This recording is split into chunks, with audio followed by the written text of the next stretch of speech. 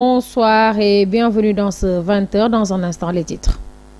Au sommaire de cette édition, parlons de la fermeture annoncée de Premier Bit Sénégal. Les travailleurs sont indignés. Ils réclament leurs indemnités et soutiennent avoir été informés sur les réseaux sociaux. Ces derniers ont décidé d'organiser un sit-in ce matin pour contester la fermeture de cette boîte. Nous y reviendrons en détail dans cette édition.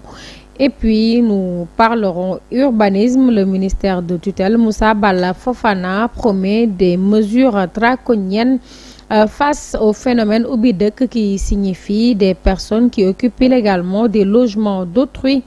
Et puis, promesse qu'il a tenue lors d'une visite de terrain hier sur un site de la forêt déclassée des Filao de Guédiawaye. Vous suivrez ces propos dans le développement.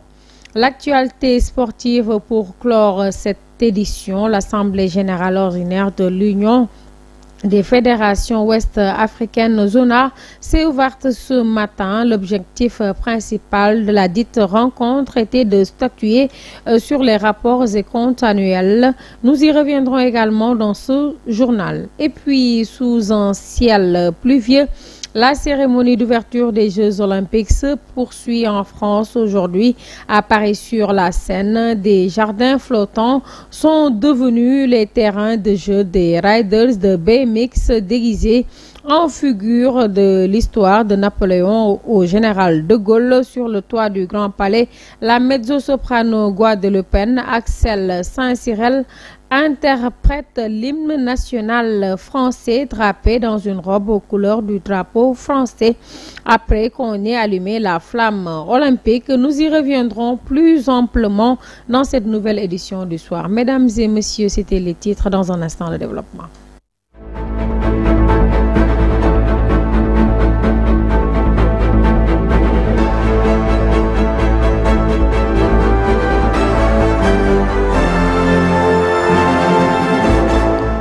Et puis, le dernier rapport de l'Observateur national des lieux de privation de liberté, ONLPL, fait état de 12 910 prisonniers recensés en 2023, soit une hausse de 330 détenus par rapport à l'année précédente. Pour l'année 2023, la population carcérale est estimée à 12 910 personnes.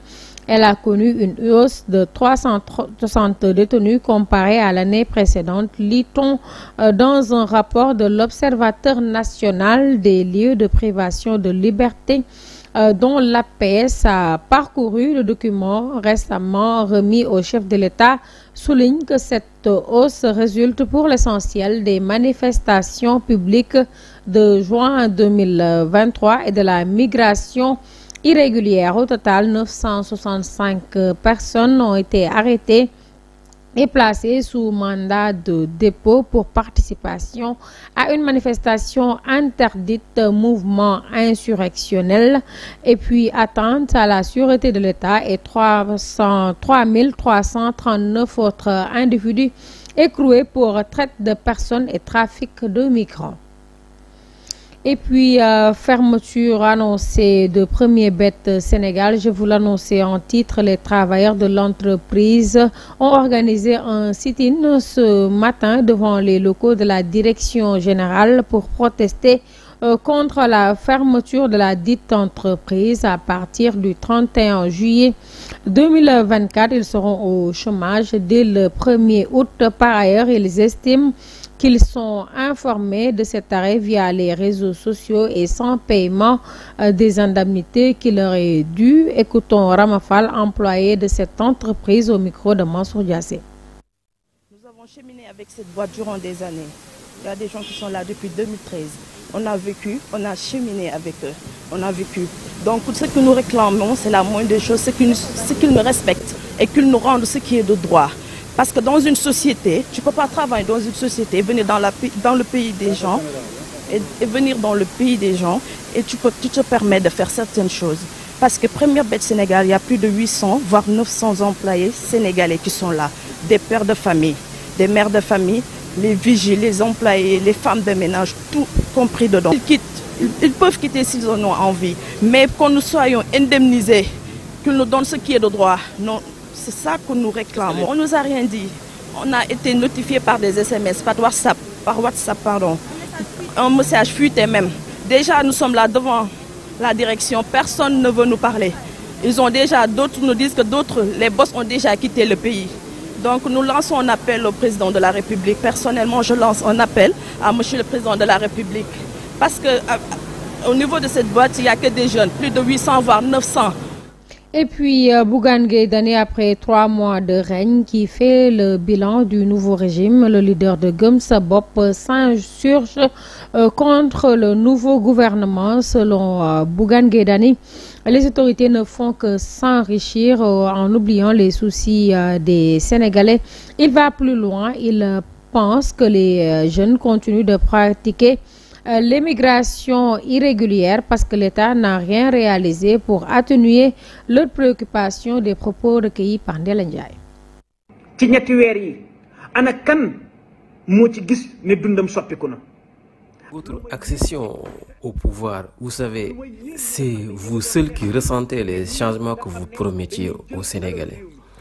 Vous qui combattez la gabegie, l'argent gaspillé, c'est ce que vous êtes en train de faire en ce moment à la tête du Sénégal. Vous savez, les jeunes qui avaient l'espoir en vous ont le désespoir. Il y a combien de jeunes qui périssent dans la Méditerranée?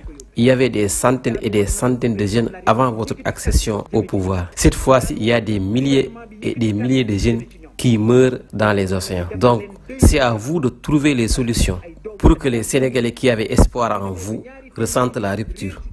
Pape Alé Niang a bien raison.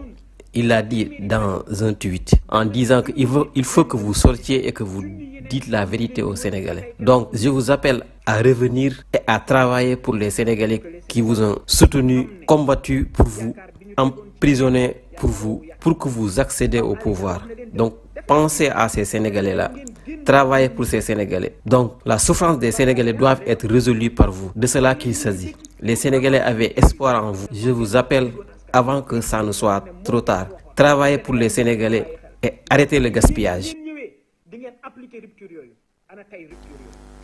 Merci Ndella Ndiaye. Et puis le ministre de l'Urbanisme et des collectivités territoriales, Moussa Balla Fofana, a procédé ce jeudi 25 juillet à une visite de terrain sur un site de la forêt déclassée des Filao de Guédiawaye. Le phénomène oublie que ces personnes qui occupent illégalement des logements qui doivent être livrés à leurs acquéreurs suscite beaucoup de polémiques. Face à ce problème, le ministre promet des mesures strictes contre cette occupation illégale. Des propos recueillis par Amsatou Gano. ndax boo ñëwee fekk kër goo xam ne moomuloo ko nga changer serrure yi daal di fay dëkk. C'est imaginable de se loger dans une maison qui appartient à un autre sans sa permission. J'entends même dire qu'il y a 1000 logements disponibles à 5000 ou 6000 francs CFA, ce qui n'existe pas. Je pense qu'on doit revoir nos comportements si nous voulons aller de l'avant et savoir aussi que nous sommes les seuls à pouvoir construire un Sénégal meilleur. Tu ne peux pas t'approprier du travail d'un promoteur qui a fait un prêt bancaire pour construire des logements qui ont été déjà donnés et tu te permets de façon illégale les réclamer à ton nom. Je peux dire que dès ma prise de fonction, ça fait partie des dossiers qui m'ont le plus choqué. Maintenant, nous avons pris des décisions concernant ceux qui sont là sans autorisation. Ils vont quitter les lieux, ça c'est sûr. Ensuite, pour ceux qui ont des problèmes de logement, nous allons les accompagner jusqu'à ce qu'ils obtiennent un toit où vivre. Képp koo xam ne da nga amoon jafe-jafe nga nekkoon fenn état jël sa suuf nga war a am dëkkuwaay daañ la accompagner dimbali la ba nga jot ci. Actualité internationale au Mali, des combats ont éclaté ce jeudi après-midi entre l'armée malienne Fama, accompagnée de ses supplétifs de Wagner, et les rebelles du CSP. Le cadre stratégique pour la défense du peuple de l'Azawad.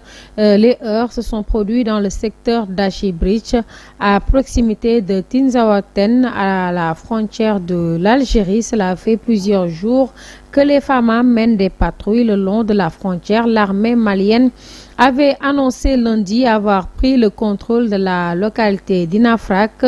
Plusieurs sources parmi les rebelles parlent de combats intenses et d'au moins un véhicule de l'armée malienne détruite. Les FAMA et les Wagner ont progressé jusqu'à la proximité du camp militaire de Tinzaouaten. Les combats ont cessé pour le moment. Sollicité par Radio France Internationale, l'armée n'a pas souhaité répondre et n'a pas communiqué officiellement à ce stade. Il s'agit du premier affrontement entre ces deux camps depuis la prise de Kidal, fief des rebelles du CSP, par l'armée malienne et Wagner en novembre dernier. Et puis aux États-Unis, Benjamin Netanyahu doit s'entretenir ce vendredi sur invitation de Donald Trump. Netanyahu a longuement remercié l'ancien président dans son discours devant les élus à Washington. Enfin, une soixantaine d'élus démocrates ont boycotté son discours. Par ailleurs, le premier ministre israélien tient tête à la pression internationale. Parlons de compétition africaine avec la page sport. La Fédération sénégalaise de football a octroyé une enveloppe aux clubs sénégalais qui prendront part aux compétitions africaines de la CAF pour l'exercice 2024-2025. Nous connaissons les clubs sénégalais qui prendront part aux compétitions africaines pour l'exercice de 2024 à 2025. Pour ce, Teungueth FC qui est champion du Sénégal, Jaraaf, un club désigné pour disputer la Coupe CAF, les Aigles de la Médina, ont reçu chacun une enveloppe de la Fédération sénégalaise de football. Et puis, selon les informations de Wivsport, une enveloppe de 25 millions a été décernée à chaque club, à savoir Teungueth FC et le Jaraaf. En ce qui concerne la représentante féminine du Sénégal, en l'occurrence les Aigles de la Médina, une somme de 10 millions lui a été donnée pour soutenir sa campagne dans les joutes africaines. Et puis poursuivons avec la page sport. Ouverture ce jeudi de l'Assemblée générale ordinaire de l'Union des fédérations ouest-africaines zonage. Je vous l'annonçais en titre. L'objectif principal était de statuer sur les rapports et comptes annuels à l'issue des travaux. Il a entre autres été retenu des cotisations annuelles pour améliorer les compétitions au niveau de la zone et un focus sur le football jeunes et féminin. Abdoulaye Dieye pour plus de détails. Nous avons aussi traité d'un point particulier qui était les problèmes des cotisations au niveau de la zone, parce que justement très souvent les fédérations ne cotisent pas pour contribuer aux activités qui sont devenues très nombreuses au niveau de la zone et aider justement le comité exécutif à mener à bien le programme qui lui est confié par les associations nationales d'abord de la zone IFOA, mais aussi par la CAF. Et c'est ainsi qu'il a été décidé, et c'est la décision majeure, désormais de donner un mandat à la CAF de prélever directement sous les subventions annuelles de la CAF les montants des cotisations pour les reverser directement des associations nationales, donc pour les reverser directement à la zone IFOA. Il s'agit d'une politique de développement à la base. Nous ne sommes pas censés faire la même chose que la CAF, mais au contraire travailler à valoriser le football jeune, le football féminin, mais aussi le beach soccer et les autres activités. Je vous l'annonçais également en titre Jeux olympiques de Paris 2024 après les prestations d'Ayana